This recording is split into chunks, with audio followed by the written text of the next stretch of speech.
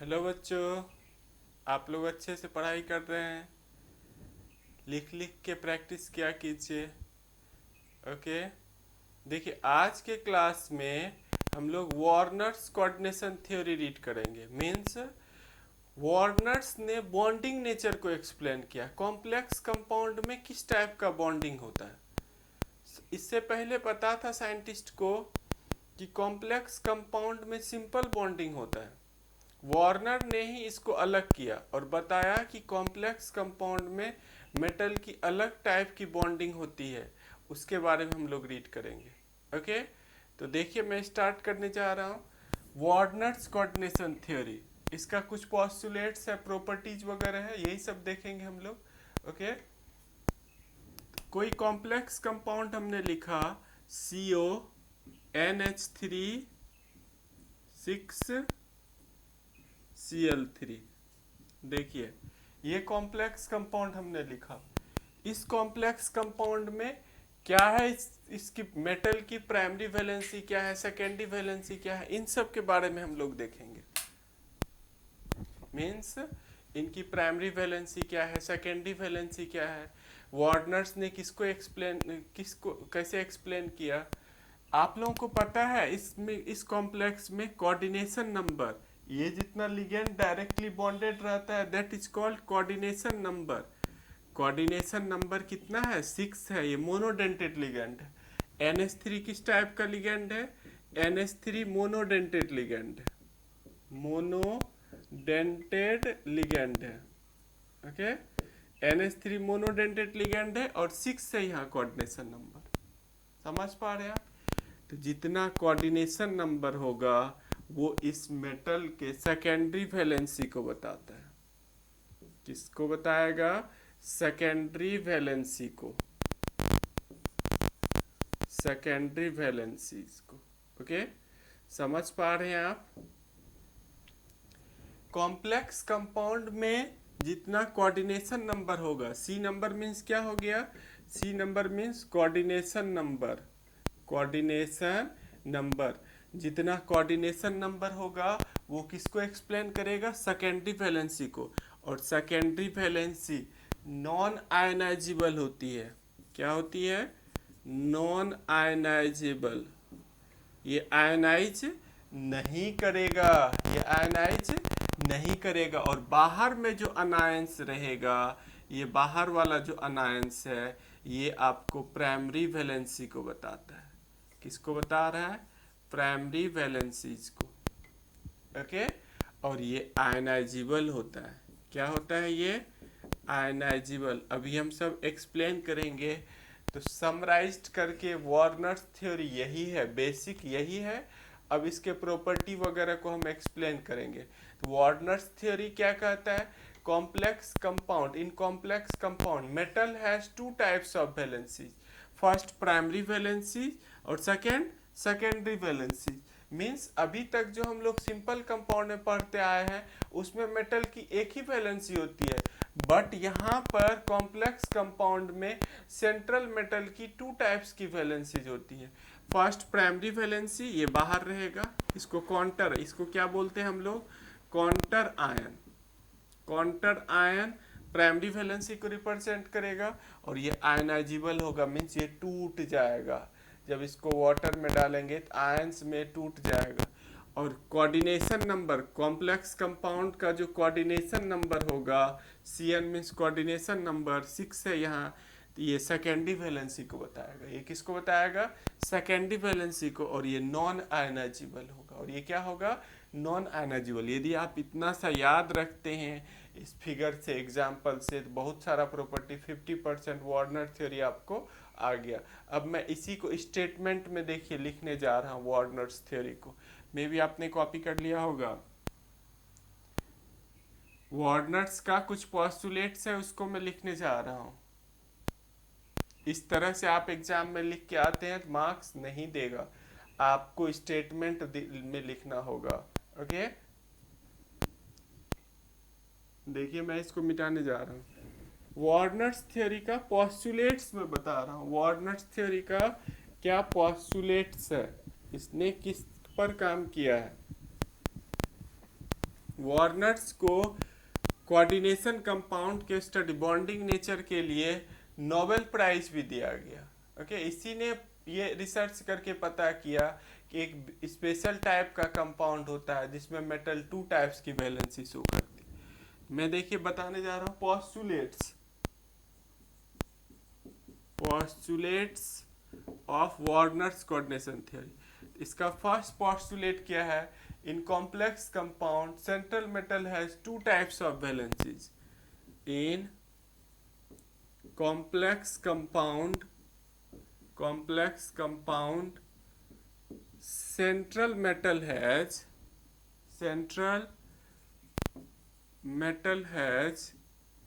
2 types of valencies। A number में primary valencies और B number में सेकेंडरी वैलेंसीज। ओके, आपको एग्जाम में इस तरह से स्टेटमेंट लिखना होगा। देखिए दूसरा पोस्टुलेट्स क्या कहता है? दूसरा पोस्टुलेट्स कहता है प्राइमरी वैलेंसीज आर, हमने अभी बताया, ionizable. Primary valencies of metal is ionizable and these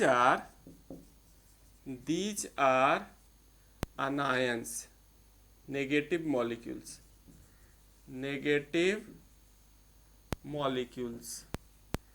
means ये अनायंस होगा। ये जब भी होगा प्राइमरी वैलेंसी, जब भी होगा ये क्या होगा? आयनाइजेबल होगा और अनायंस होगा। ये आयनाइजेबल है, आयंस में डिसोसिएट कर जाएगा। वही मैं बताऊंगा किस तरह से आयनाइज करता है। ओके, आप फटाफट कॉपी कर लीजिए इसको। अभी कई सारे पॉइंट्स हैं, सबको मैं एक्सप्लेन करूंगा बारी बारी से। ओके, मे भी आपने कॉपी किया होगा। अब देखिए थर्ड पोस्टुलेट में बताने जा रहा हूँ। थर्ड पोस्टुलेट क्या है?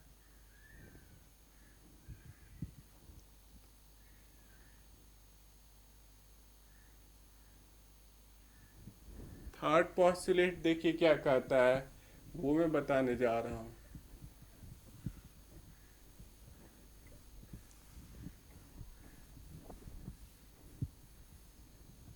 Third postulates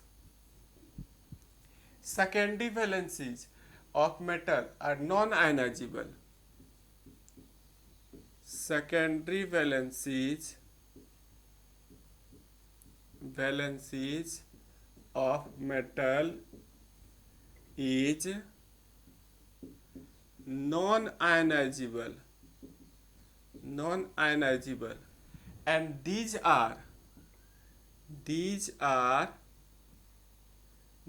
may be negative molecules और न्यूट्रल। ये क्या हो सकता है? ये नेगेटिव मॉलिक्यूल्स भी हो सकता है, न्यूट्रल भी हो सकता है। न्यूट्रल मॉलिक्यूल्स भी हो सकता है, नेगेटिव, जैसे H2O हो सकता है, NH3 हो सकता है। मीन्स ये क्या हो सकता है? नेगेटिव मॉलिक्यूल्स मीन्स जैसे हेलाइड हो सकता है, X minus, F minus, Cl minus, Br minus, I minus. ये नेगेटिव मॉलिक्यूल्स हो गया, नेगेटिव मॉलिक्यूल्स। और न्यूट्रल भी हो सकता है, ये H2O, NH3, ये सब भी हो सकता है। ये क्या हो गया? न्यूट्रल मॉलिक्यूल्स हो गया, न्यूट्रल है। ओके, डाउट नहीं है, समझ पा रहे हैं आप? फोर्थ में देखिए इसका पोस्टुलेट्स है secondary valency of complex compound is equal to coordination number. Secondary valencies of metal is equal to coordination number of complex compound। Coordination number के इक्वल होगा। सेकेंडरी वैलेंसी किसके इक्वल होगा? कोऑर्डिनेशन नंबर ऑफ मेटल के equal होगा। मे भी आपने copy किया होगा, अभी और कई सारे पॉइंट्स हैं। फोर्थ देखिए, फिफ्थ पॉइंट में बता रहा हूं, मे भी आप कॉपी कर लिए होंगे। फिफ्थ नंबर देखिए, एक्सप्लेन कर रहा हूं। Secondary valencies of metal explain geometry of complex compound. Secondary valency of metal किसको एक्सप्लेन करेगा? Secondary valency of metal explain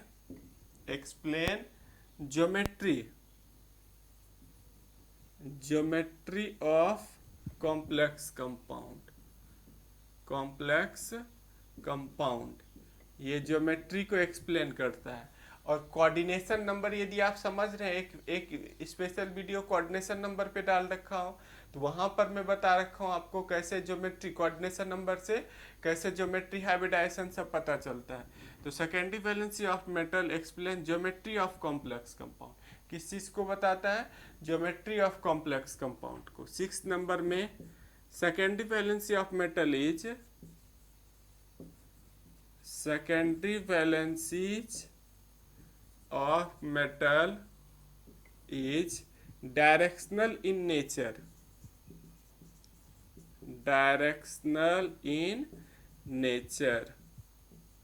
directional nature का होता है, मीन्स इसका डेफिनिट ज्योमेट्री है तो डायरेक्शन भी होगा।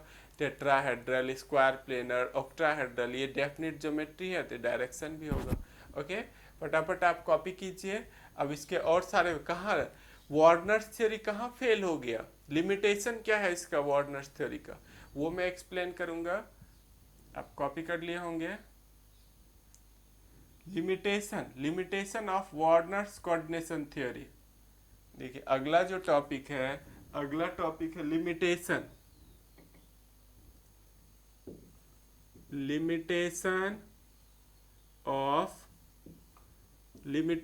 Of Werner's coordination theory. Warners coordination theory कहाँ फेल हो गया? वार्नर्स कोऑर्डिनेशन थ्योरी कहाँ फेल हो गया? इसका क्या लिमिटेशन है? देखिए first point,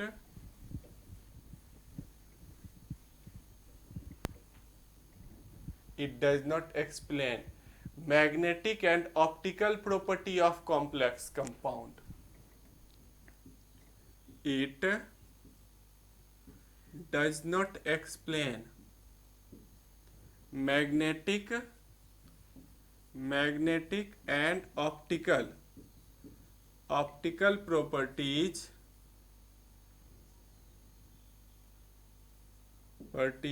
of complex compound। आगे ये थियोरी जब फेल हो गई, आगे के साइंटिस्ट ने फिर दूसरा बॉन्डिंग का कॉन्सेप्ट दिया, वहां से मैग्नेटिक प्रॉपर्टी, ऑप्टिकल प्रॉपर्टी और बॉन्डिंग में भी इसने बोला कोऑर्डिनेट बॉन्ड रहता है, वहां पर और ज्यादा एक्सप्लेन किया गया है।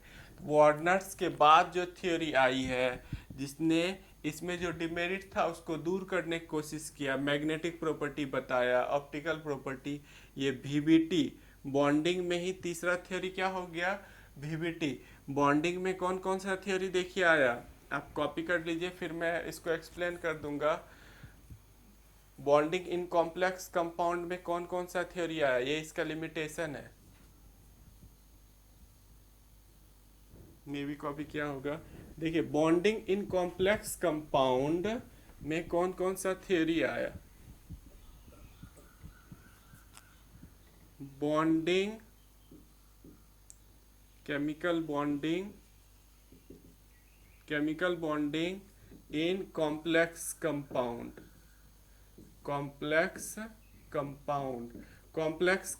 लिखे या कोऑर्डिनेशन कंपाउंड लिखे? कोऑर्डिनेशन कंपाउंड एक ही मतलब है। ओके, तो सबसे पहला थ्योरी आपने किसका देखा? सबसे पहला थ्योरी वार्नर्स का आया, इसी को माना जाता है फादर ऑफ कोऑर्डिनेशन केमिस्ट्री। इसी ने कोऑर्डिनेशन केमिस्ट्री को अलग किया, पहले इसके बारे में साइंटिस्ट को पता नहीं था। तो वार्नर्स कोऑर्डिनेशन थ्योरी, सबसे पहले इसी का थ्योरी आया। सेकेंड, जब इसके थ्योरी में बहुत सारा डिमेरिट आ गया, वीबीटी आई। वीबीटी ये सारे बॉन्डिंग का कॉन्सेप्ट बताता है। Complex compound, valence bond theory, valence bond theory जो हम लोग आगे इसी चैप्टर में पढ़ेंगे वीबीटी क्या होती है।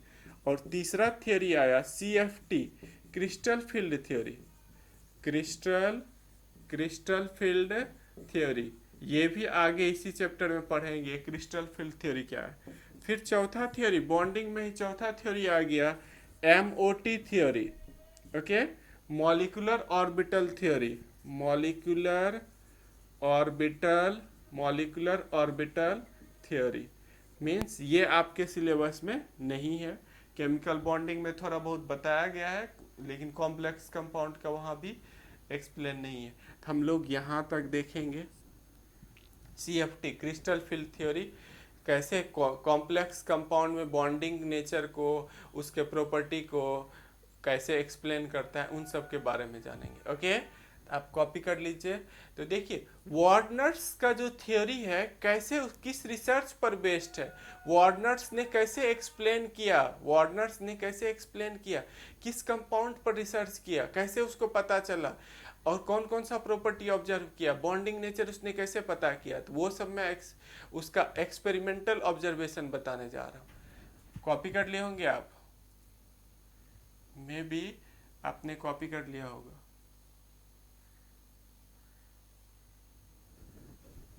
Experimental observation of Werner's coordination theory, experimental observation of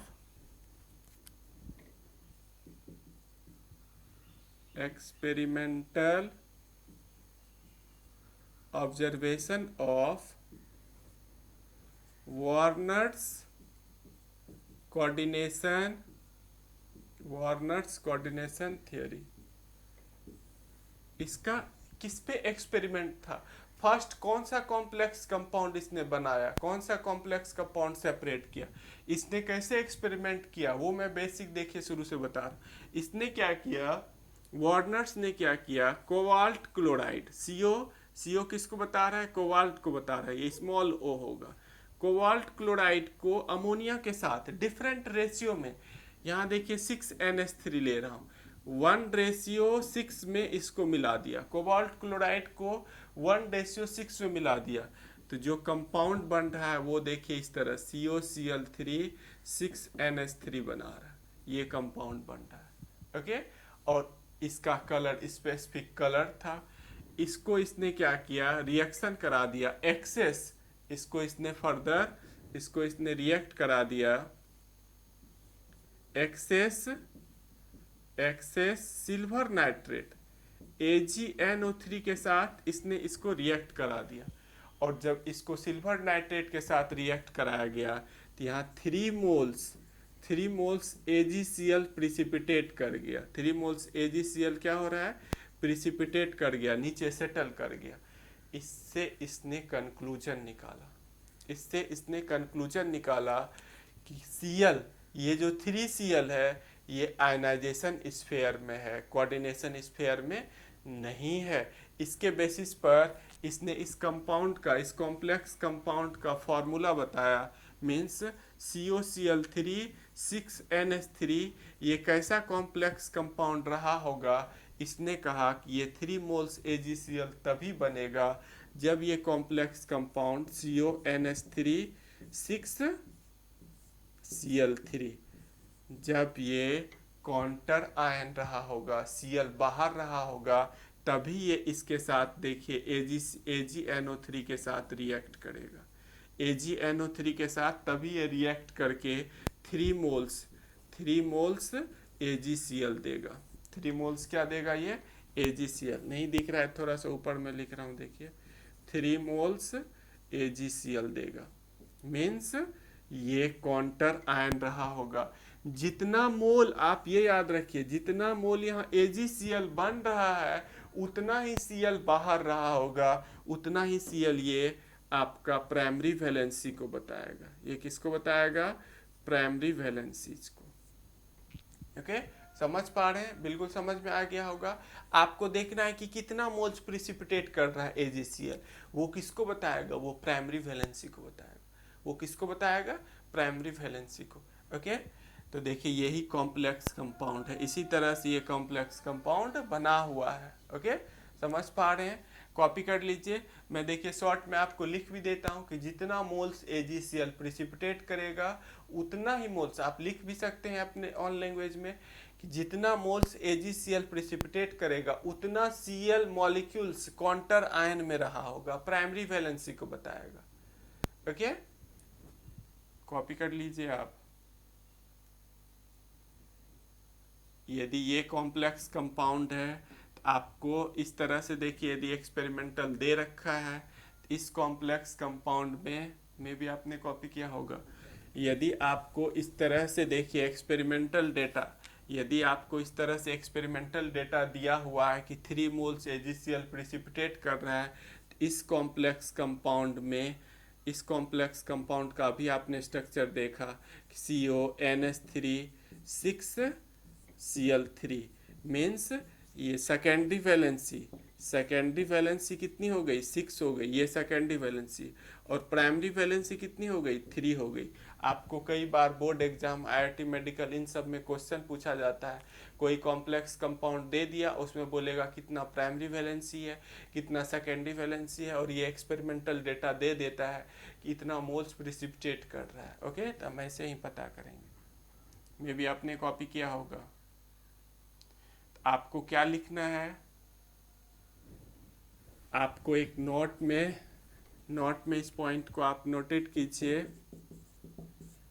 the moles of AgCl precipitate, the moles of, in this experiment, moles of AgCl precipitate represent the primary valency represent the primary. जैसे यहाँ 3 moles precipitate कर रहा है, primary valency कितनी होगी? 3 होगी। Primary valency कितनी होगी? 3। इसको याद रखिए। Moles of AgCl precipitate represent the primary valency means उतना Cl बाहर रहा होगा। उतना Cl कहाँ रहा होगा? बाहर रहा होगा। आपने कॉपी कर लिया होगा। अब देखिए मुझे इसको मिटाना है। फिर इस डेटा को बार बार हम लोग क्या करेंगे? इस डेटा को बार बार हम लोग चेंज करेंगे। देखते हैं फिर क्या होता है, कैसा कॉम्प्लेक्स कंपाउंड बनेगा। कॉपी कर लिया आप। नेक्स्ट देखिए, इस डेटा को मैं चेंज कर देता हूँ। अब 1:5 में कर देता हूँ। जब 1:5 में इसको रिएक्ट करा दिया इस कॉम्प्लेक्स कंपाउंड को, तो यहाँ पर AgCl, फिर सेम प्रोसेस को इसने, वार्नर्स ने रिपीट किया, इसको रिएक्ट करा दिया। 2 मोल्स AgCl प्रिसिपिटेट हो रहा है मीन्स प्राइमरी वैलेंसी कितनी हो गई? 2। बाहर में Cl कितना रहा होगा? 2। ओके, इस एक्सपेरिमेंट से पता चल रहा है कि ये कॉम्प्लेक्स कंपाउंड कैसा रहा होगा? COCl3 5NH3, ये कॉम्प्लेक्स कंपाउंड रहा होगा। CONH3 5 और एक Cl अंदर चला गया, अब 2 ही Cl बाहर होगा। तब ना यहाँ देखिए जितना Cl बाहर रहता है वो आयनाइज कर जाता है। वो क्या होता है? आयनाइज कर जाता है। इसको हम ब्रेक करेंगे तो ये आयनाइज कर जाएगा। ओके, यहाँ 2Cl, यदि हम इसको ब्रेक करते हैं तो ये कैसे टूटेगा? देखिए CONH3, ये वाला नहीं टूटता है, ये वाला प्राइमरी, ये नहीं टूटेगा। Cl भी एक अंदर है, ये Cl टूट जाएगा, ये 2Cl - 2+, इस तरह से। इसीलिए मैंने बोला था प्राइमरी वैलेंसी क्या होता है? आयनाइजेबल होता है मीन्स वो आयंस में ब्रेक कर जाएगा। ये आयंस में क्या हो गया? ब्रेक कर गया। ओके, समझ पा रहे हैं? बिल्कुल समझ गए होंगे। तो प्राइमरी वैलेंसी, ये प्राइमरी वैलेंसी 2 मोल्स AgCl आ रहा है मीन्स प्राइमरी वैलेंसी कितनी हो गई? प्राइमरी वैलेंसी 2 हो गई। प्राइमरी वैलेंसी कितनी हो गई? 2 हो गई। ओके, फटाफट आप कॉपी करते रहिए।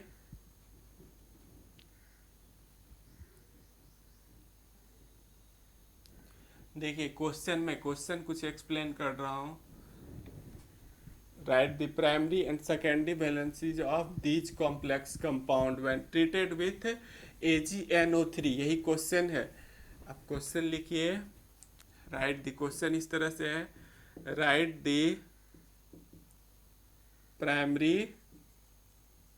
primary and secondary valencies of these compounds, these complex when treated with इतना moles AgCl when treated with AgNO3 it gives AgCl as precipitate means देखिए कुछ क्वेश्चन आपको मैं लिख रहा हूँ। PT NH3 PtCl2 NH3 4NH3 इस कॉम्प्लेक्स कंपाउंड को ये ऐसे ही डॉट करके लिखा हुआ रहेगा। ओके, नहीं दिख रहा है तो देखिए मैं थोड़ा सा इधर कर देता हूँ। PtCl2 4NH3 इस कॉम्प्लेक्स कंपाउंड को AgNO3 के साथ जब हम रिएक्ट करा रहे हैं, AgNO3 के साथ रिएक्ट करा रहे हैं तो बोल रहा है कि 2 मोल्स AgCl प्रिसिपिटेट कर रहा है। कितना मोल्स AgCl प्रिसिपिटेट कर रहा है? 2 मोल्स AgCl प्रिसिपिटेट कर रहा है। तो 2 मोल्स AgCl प्रिसिपिटेट कर रहा है, 2Cl कहाँ रहा होगा? 2Cl बाहर रहा होगा, 2Cl काउंटर आयन में रहा होगा। मीन्स ये कॉम्प्लेक्स कंपाउंड 2 मोल्स AgCl तभी प्रिसिपिटेट करेगा जब ये कॉम्प्लेक्स कंपाउंड कैसा रहा होगा। देखिए PtNH3 4 और ये Cl दोनों Cl कहाँ रहा होगा? बाहर। दोनों Cl कहाँ रहा होगा? बाहर। यही तो बाहर आयनाइज करता है। ये कैसे टूटेगा? ये टूटेगा PtNH3 4 2 plus plus 2Cl minus, ये बाहर में जो रहेगा वो आयनाइज कर जाएगा। आयनाइज मीन्स आयंस में टूट जाएगा। यहाँ देखिए यही 2Cl इसके साथ रिएक्ट करता है Ag प्लस NO3 माइनस। जब इसको हम रिएक्शन कराएंगे AgNO3 के साथ, इसको रिएक्शन करा रहे हैं तो यही 2Cl इसके साथ रिएक्ट करके 2AgCl बनाता है। समझ पा रहे हैं आप? जितना मोल्स AgCl बन रहा है उतना ही क्या होगा? Primary valency. देखिए अंदर में कितना है कोऑर्डिनेशन नंबर? इस कॉम्प्लेक्स कंपाउंड का कोऑर्डिनेशन नंबर 4 है। मीन्स ये किसको रिप्रेजेंट कर रहा है? सेकेंडरी वैलेंसी को। सेकेंडरी वैलेंसीज कितना हो गया इसका? सेकेंडरी वैलेंसीज 4 हो गया। अब बाहर में कितना है? देखिए 2 काउंटर आयन है। ये किसको रिप्रेजेंट कर रहा है? ये प्राइमरी वैलेंसीज को बता रहा है। ये किसको बता रहा है? प्राइमरी वैलेंसीज को। बाहर में जो रहता है वो किसको बताता है? प्राइमरी वैलेंसीज को। ओके, समझ पा रहे हैं? बिल्कुल समझ गए होंगे। तो आप एग्जाम्पल का बुक में एग्जाम्पल का क्वेश्चन दिया हुआ है मे बी 9.1 या देख लीजिएगा आप, जो भी है वार्नर्स थ्योरी के बेसिस पर। इसमें कई सारा, जैसे मैंने अभी एक एक्सप्लेन किया और कई सारा क्वेश्चन आपको दे रखा है। ओके, तो बाद में हम देखेंगे इससे इलेक्ट्रिकल कंडक्टिविटी। वार्नर्स थ्योरी ने इलेक्ट्रिकल जो कॉम्प्लेक्स कंपाउंड बना, प्राइमरी वैलेंसी और सेकेंडरी वैलेंसी को उसने ऑब्जर्व करने के लिए क्या किया? इलेक्ट्रिकल कंडक्टिविटी भी ऑब्जर्व किया। उससे भी उसको पता चला कि कौन प्राइमरी वैलेंसी है और कितना सेकेंडरी वैलेंसी है। ओके, तो आप समझ पा रहे होंगे। आगे और भी हम देखिए इससे रिलेटेड क्वेश्चन वगैरह जो बुक में है, कुछ बाहर का है, वो सब मैं कराऊंगा आपको। ओके, तो आप में भी कॉपी कर लिए होंगे। Thank you watching this video. Okay बच्चों।